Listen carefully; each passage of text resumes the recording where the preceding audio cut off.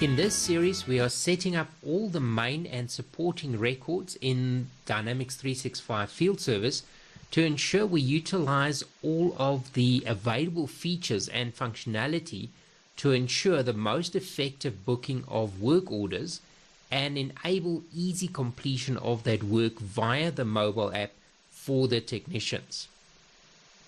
In this session, we will explore the main work components and the records that support those components.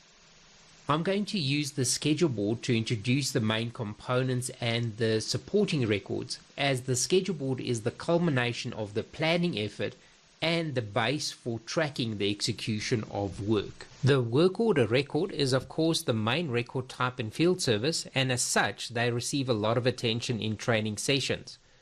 We will explore the setup involved in getting to the stage where a work order can be booked, as you can see here on the schedule board.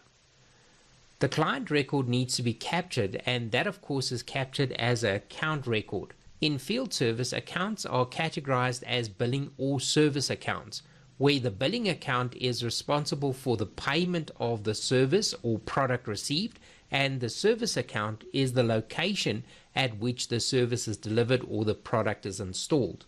When we set up the client records later on, we will have another look at billing and service accounts. Next, we need to set up the records for the work that needs to be completed. The two primary record types here are work orders and incident types.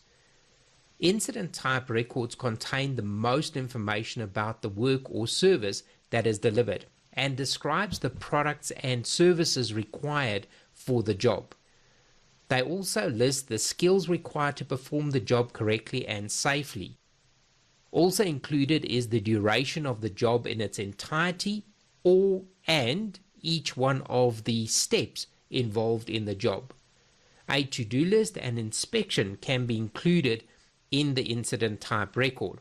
There are a couple more components to the incident type record, and we'll explore all of these in a later session. Then of course we also need to have a look at the date and time considerations for the work that is executed.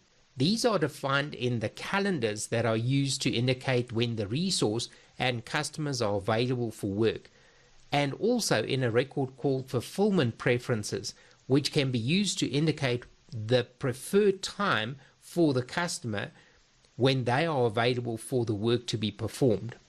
On a slightly more advanced level, dates and times also come into play when we start looking at resource optimization.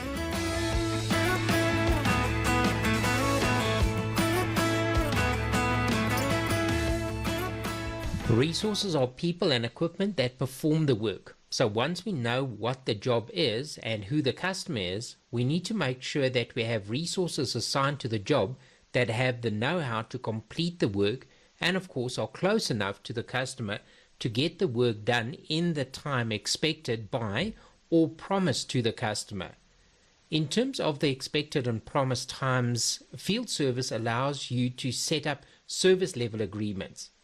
A work order resolution SLA is provided out of the box in field service. Availability simply addresses the fact that the resource is not currently booked on another job and that they are available to work during the hours that the customer is also available. As we said earlier, this is determined by the calendars and by the fulfillment preference records.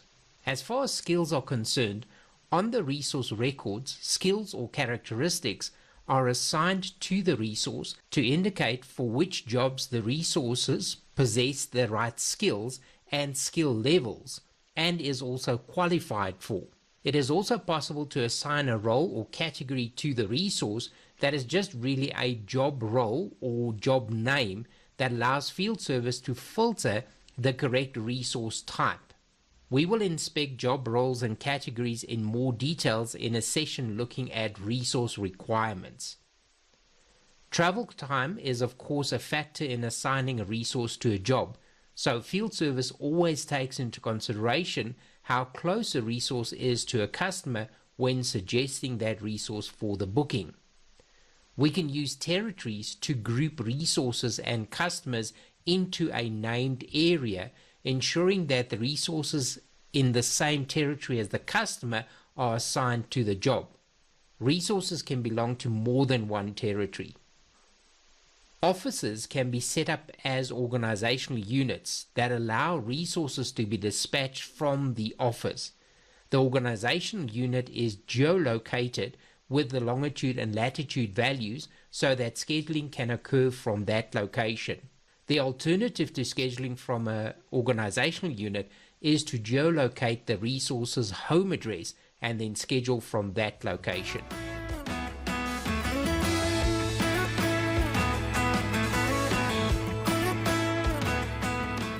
The booking record is the record that does the heavy lifting as far as tying together the information on the client, the work that needs to be done, the resource that will do that work, and the date and time on which it's done.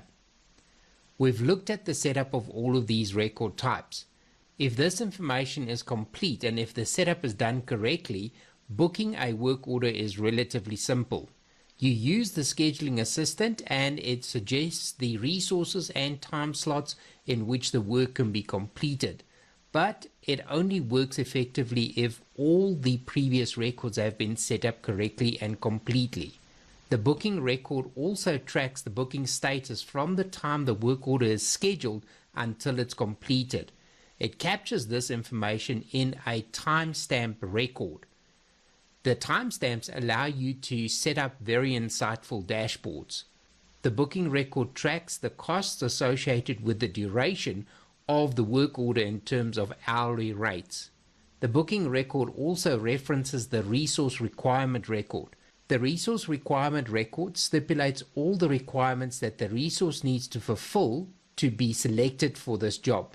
It specifies the resource type, maybe a user or a crew or account or pool, and we'll get back to this when we set up resources.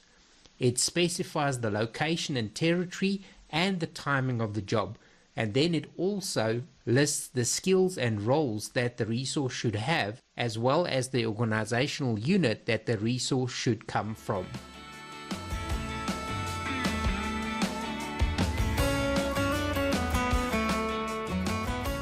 So just to get us started on this process, we must set up the following records: organizational units, which represent our branches; territories, which are the areas in which we work.